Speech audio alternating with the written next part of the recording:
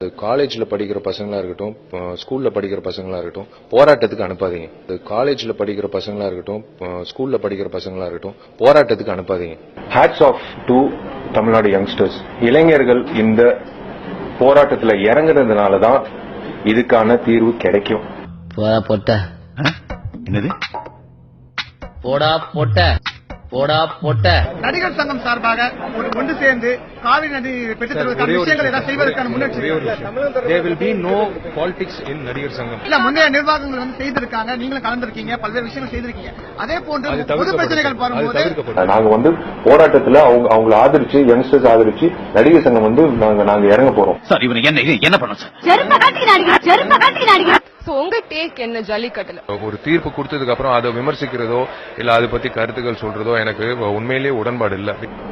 Have to abide by the law. அது உண்மை. But at the same time ஒரு sentiment ஒரு விஷயம், ஒரு கலாச்சாரம் சம்பந்தப்பட்ட ஒரு விஷயம் if it can be solved by the Prime Minister, we can voice it out. There's nothing wrong.